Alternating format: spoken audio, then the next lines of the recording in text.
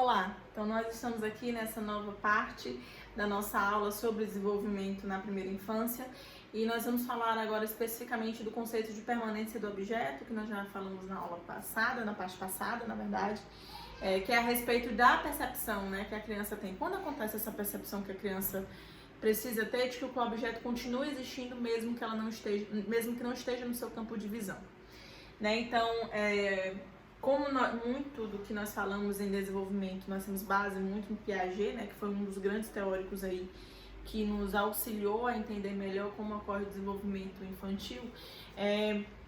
Esse conceito de permanência do objeto, ele já falava aí na teoria dele a respeito que está dentro do estágio sensório-motor, que é aí entre 0 e 2 anos de vida, certo?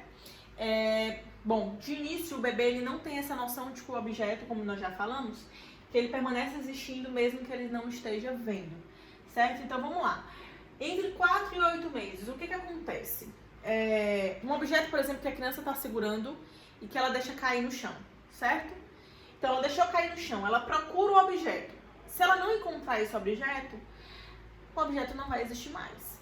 Se ele não aparecer no campo de visão dela, ele já não vai mais existir. Então ela deixou o objeto cair, ele caiu. Se ele cai, sei lá, gente, debaixo de alguma coisa, né? Ou se ele cai um pouco longe dela, sai quicando e cai longe dela.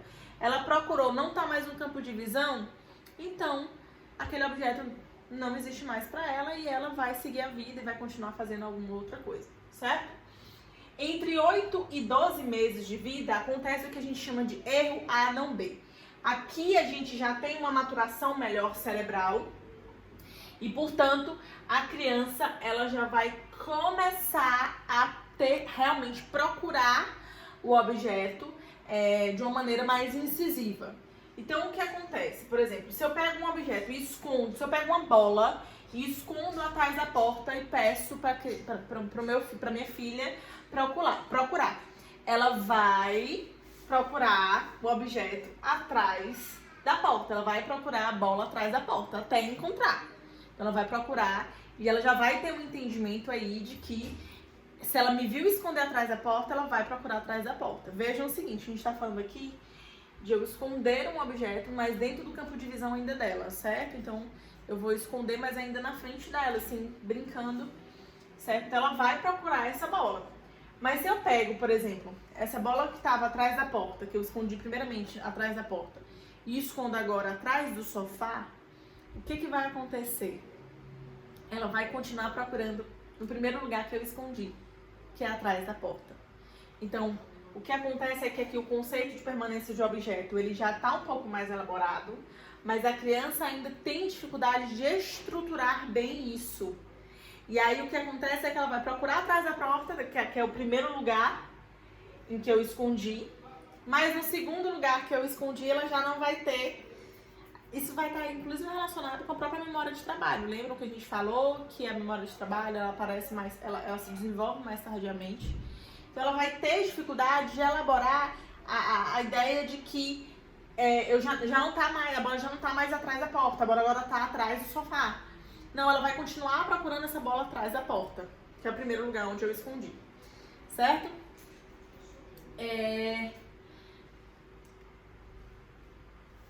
12 e 18 meses, certo? Então, com 12 e 18 meses, a criança já não vai mais cometer esse erro A, não B. Lembrem o seguinte, só lembrando aqui vocês. Eu preciso esconder no campo, onde ainda estando no campo de visão da criança, certo? Aqui nesse erro A, não B. Então, eu escondi atrás da porta, ela estava ali comigo vendo a brincadeira, certo? E aí, depois que eu escondo atrás da porta, eu escondo atrás do sofá com a criança vendo.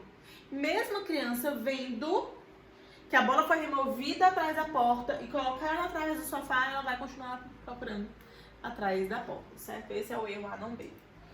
Com 12 meses, ela já não vai mais cometer esse erro A, não B. Então, eu vou esconder atrás da porta, ela vai procurar atrás da porta e vai encontrar. Depois, eu escondo atrás do sofá a bola e ela vai agora procurar atrás do sofá a bola. Ela já não vai mais cometer o erro de procurar apenas no primeiro lugar onde eu escondi. Lembrando que, até aqui, ela não vai procurar em um lugar onde não viu ser escondido.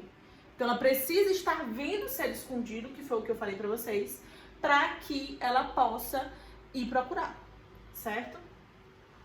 Então ainda precisa estar dentro do campo de visão dela, tá? De 18 a 24 meses, o conceito, né, ou a permanência do objeto já está completamente conquistado. Então a criança vai procurar o objeto mesmo não vendo onde é que ele foi escondido, certo? Então eu já posso brincar de esconde-esconde com a criança e ela vai sair procurando pela casa, né, aquela bola, ou vai, se eu me esconder, ela vai sair me procurando pela casa, independente do que tem, independente se ela tiver visto onde me escondi ou não, ela vai continuar me procurando, certo? Porque ela já vai entender que eu vou continuar existindo ou que aquele objeto vai continuar existindo, mesmo que não esteja no meu campo de visão, ok? Percebam como esse conceito de permanência do objeto ele está super ligado a essa memória de trabalho, né? Porque aqui, nesse erro A não B, essa criança, ela memoriza ainda pouco, né? Então ela memorizou apenas o primeiro lugar onde ela me viu esconder. No segundo lugar, ela já não reteve aquilo, ela já não memorizou bem que eu escondi em um outro lugar, mesmo que ela esteja vendo, né? Aqui é até 1 aninho de vida, então mesmo que ela esteja vendo, ela vai só ter retido a informação de que eu escondi lá atrás da porta e não que eu tenha escondido depois atrás do sofá, certo? Então é super legal entender como as coisas estão interligadas e como a maturação cerebral, como o desenvolvimento de um tipo de memória, né, ou de uma região cerebral é super importante para que a gente possa entender como acontece o desenvolvimento cognitivo e quais são aí os principais acontecimentos relacionados a isso. Bom, e com relação ao desenvolvimento da linguagem, né? Bom, primeiramente a gente sabe que os bebês, qual é o primeiro tipo de linguagem que eles utilizam para dizer o que eles querem, para demonstrar suas necessidades, para fazer com que as outras pessoas saibam que eles estão precisando de alguma coisa ou que eles estão sentindo alguma coisa. Primeira maneira deles se comunicarem é pelo choro, certo? Então o choro é a primeira maneira que nós temos para nos comunicar no início da nossa vida. Depois, por volta de 6 semanas, a gente começa a desenvolver o que a gente chama de arrulho, que são aqueles gritinhos fininhos, agudos, que a gente desenvolve, principalmente quando estamos super alegres, super felizes, achando algo muito engraçado. Então a gente desenvolve esses gritinhos aí para mostrar que a gente está realmente excitado com alguma coisa. E aí entendo o sentido de excitado é realmente animado, empolgado com alguma coisa. Então essa criança emite esses gritinhos. Isso vai por volta de 6 semanas a 3 meses de vida, certo? E temos aí também o balbucio, que é a associação de consoantes e vogais, que faz com que haja a emissão de um som, porém é a emissão de um som que não é intencional, que não tem significado nenhum inicialmente para a criança, que é a história do mamá e papá. Então, o que acontece? Entre 6 a 10 meses de vida, a gente desenvolve o balbucio. O mamá, mamá, o papá, papá, papá, inclusive é mais fácil para a criança emitir, né? E aí, muitas vezes, a gente acha que ele tá falando mamãe, que ele tá falando papai, e não é. Né? Ele apenas tá testando a sua vocalização mesmo, e o que acontece é que ele vai repetir essa sequência de consoantes, de vogais, mamá, papá, mas não tem uma intenção comunicativa inicialmente. Não há aí uma elaboração pela criança de que aquilo significa mamãe e papai. Mas, lógico, isso é mega importante para que a criança venha a desenvolver sua linguagem. Por isso que a gente fala de fala pré-linguística. Por quê? Porque é a partir disso que essa criança vai ser estimulada a falar. Então, quando ela fala mamá ou papá, mesmo sem intenção, mesmo sem ter significado para ela, aquilo vai começar a ter significado e a ter uma intencionalidade a partir do momento que os pais começarem a atuar ou que os cuidadores começarem a atuar em cima disso. Fala mamãe, isso filho, fala mamãe.